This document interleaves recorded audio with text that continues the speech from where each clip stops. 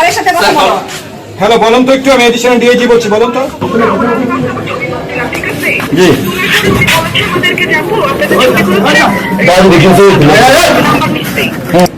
আপনার তো এখানে কোনো কাগজ নাই, তো কোথায় কাগজটা? কোম্পানিটা কে? কত টাকা করে? 5 টাকা। 5 টাকা করে। কয়টা ছবি দেওয়ার পর? আমি বলেছি যে যেগুলো ভালো হয় আচ্ছা, এই ছবিতে কয়টা তুলেছেন? কয়টা তুলেছেন টোটাল? উনি আপনাকে 94টা ছবি তুলে ফেলেছে। এখন আপনি যদি বলেন 5টা ছবি নেবেন, সে তো মানবে না। 5টা নিচ্ছি না তো। ধরেন 94টা নেবেন কিনা? না, ওই যে যেগুলো ডিলেট। আরে বাবা, এটা তো সে মানবে না। আপনি তাকে জিজ্ঞেস করে দেখেন, সে তো মানবে না। আপনাকে খুব শখ করেও আপনাকে দিয়ে তোলাচ্ছে, সে মানবে না। না মানার পরে তখন আপনি একটা সেকেন্ড স্টেপে আসবেন, পুলিশকে বলবেন যে এই ব্যক্তি আমার কাছে বেশি টাকা নিয়ে বেশি টাকা নিয়েছেন। আমি তখন জিজ্ঞেস করবো ক্যামেরাম্যানের নাম্বার কত, তখন আপনি তাকে বলবেন যে ক্যামেরাম্যানের নাম্বার হচ্ছে 357।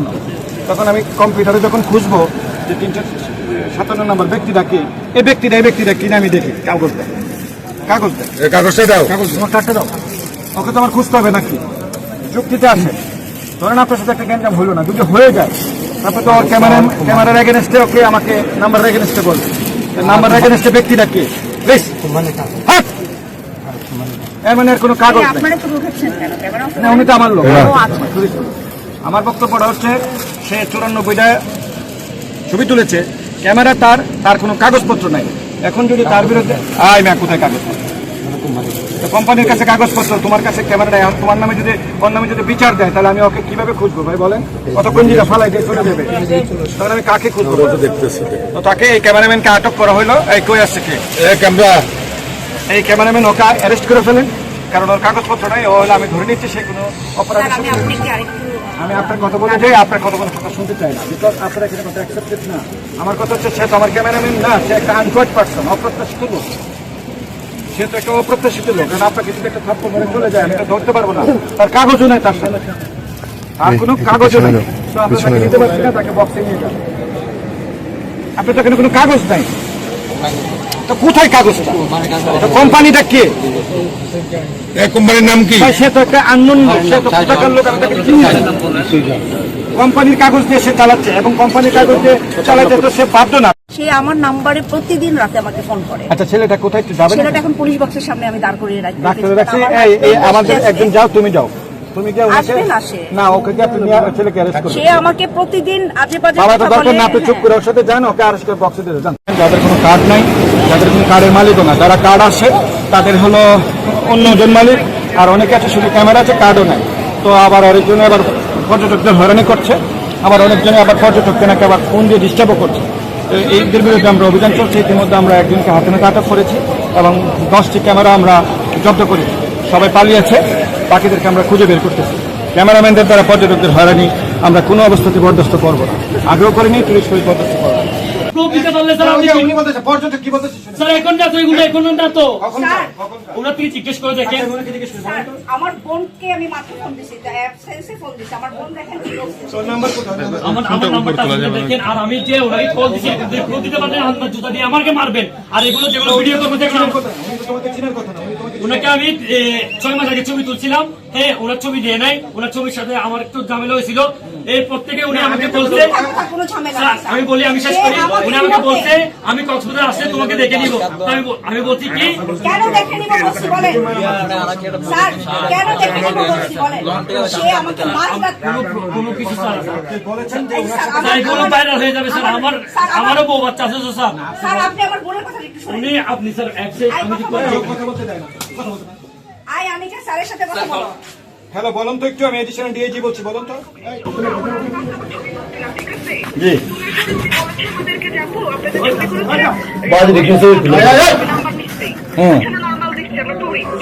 এরপরে ঢাকা আসার পর থেকে উনি আমাদেরকে ফোন দেয়, আমরা ধরি না, ভোর 5টা বাজে যখন মন চায় ওনাকে ফোন দেওয়ার পরে বলা হচ্ছে যে দেখেন আপনি ভালো আমাদেরকে ফোন দিবেন। আমার ভাই ওকে, আমরা ওনাকে আটক করেছি, আপনাদের অভিযোগ আমরা নিলাম। ধন্যবাদ, থ্যাংক ইউ আমাদেরকে সহযোগিতা করার জন্য।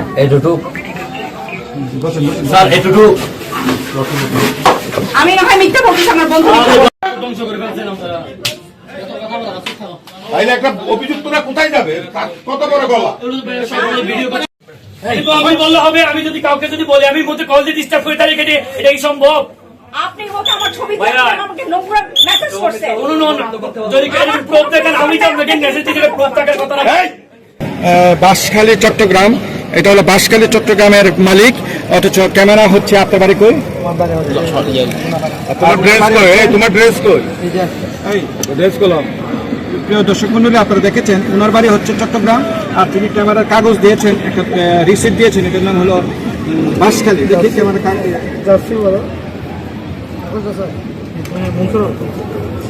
না এটা না, কার্ডটা দেন। এটা কোনো কার্ড নহে, এটা কোনো কার্ড না, এটা একটা নাম, এটা কম্পিউটারটা বানিয়েছে। এটা একটা ভুয়া ক্যামেরাম্যান, আমরা ভুয়া ক্যামেরাম্যানদেরকে আটক করছি, অর্থাৎ ক্যামেরা তার আছে কিন্তু কোনো কাগজপত্র নেই। আমরা এই সুবাদে তাকে আমরা অ্যারেস্ট করতে পারি। আই এম সরি, কোথায় কাগজ? এটা আপনি মালিক না তো, মালিক তো আপনি না, এটার মালিক আপনি না, বাসে কাগজ দিয়ে আসছেন, সো আপনাকে অ্যারেস্ট করতে বাধ্য হলাম। অ্যারেস্ট ঠিক খেয়াল করেছেন, আমরা দীর্ঘদিন ধরে এই অভিযোগগুলো পেয়ে থাকি। ক্যামেরাম্যানরা প্রচন্ড ডিস্টার্ব করতেছে, পর্যটকদের হয়রানি করতেছে। তাদের বিরুদ্ধে অভিযোগ হলো তিনটা। প্রথম কথা হচ্ছে যে তাদের কোনো ক্যামেরা আছে কিন্তু কাগজপত্র নাই। তাহলে যে ক্যামেরাম্যান, তার কোনো কাগজপত্র নাই, তাহলে তো সে হলো অপ্রত্যাশিত ব্যক্তি। এই ব্যক্তিগুলোকে আমরা খুঁজেছিলাম, এই প্রেক্ষাপটে আমরা এখন 10 জনকে খুঁজে পেয়েছি, 11 জন। এই 11টা ক্যামেরাকে আটক করা হয়েছে এবং তারা পালিয়েছে ক্যামেরা রেখে। এবং তারা যে কাগজ দেখেছে, কাগজ কার নাম এটা আমরা কিছুই জানি না, সো তারা অপরাধী। এই ক্ষেত্রে ওনার তো কাগজও নেই, কিছুই নেই, তো সেক্ষেত্রে ওনাকে গ্রেপ্তার করা হয়েছে।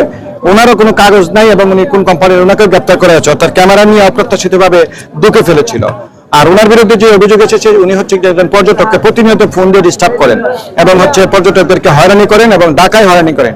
তাই পর্যটক কতটা অতিষ্ঠ হলে সম্ভব দেখেন যে ঢাকা থেকে এসে ওনাকে খুঁজে বের করে আমাদেরকে মাধ্যমে আমরা ওনাকে খুঁজে বের করেছি। আর উনি হচ্ছেন বিচের মাঝখানে একটা বাঁশ গেড়ে একটা ব্রিজ বন্ধ করে, রাস্তার আসা যাওয়া বন্ধ করে ওনার ইয়া বসিয়েছেন, ওনার কি জানি ব্যবসা, আপনার বক্সিং বসিয়েছেন, অথচ উনি নিজেই জানেন এটার মালিককে, কে এটা ওনাকে পারমিশন দিয়েছে। এরকম অনিয়ম অব্যবস্থাপনার বিরুদ্ধে টুরিস্ট পুলিশের শক্ত অবস্থান। আমাদের বক্তব্য হলো পর্যটককে কোনো অবস্থাতে কোনো পরিস্থিতিতে হয়রানি করা যাবে না, সে ক্যামেরা হোক আর যে মেইন হোক। এইভাবে আবার মাঝখানে আবার অপ্রত্যাশিতভাবে আবার পিলার গেড়েছে, বিচের ভারসাম্য নষ্ট করেছে, এগুলোকে আমরা অ্যালাউ করবো না। তো আমাদের একদম কথা, যার ক্যামেরা তার কাগজ থাকতে হবে, যার কাগজ সে আসতে হবে ক্যামেরা চালাতে গেলে, কারণ স্পষ্ট ক্যামেরার পিছনে লেখা আছে যে এটা নবায়ন করতে হবে। কারো ক্যামেরা এখানে নবায়ন নাই, নাম্বার 1। নাম্বার 2 হচ্ছে যে ক্যামেরা হস্তান্তরযোগ্য নহে, ক্যামেরার কাগজ কোনো অবস্থাতে হস্তান্তরযোগ্য নহে। সো হস্তান্তরযোগ্য ক্যামেরা যদি পাওয়া যায়, টুরিস্ট পুলিশ সেটার বিরুদ্ধে কড়া ব্যবস্থা নেবে। আর যে হয়রানির কথা এসেছে পর্যটকের কাছ থেকে, সেটা তো কোনো অবস্থাতে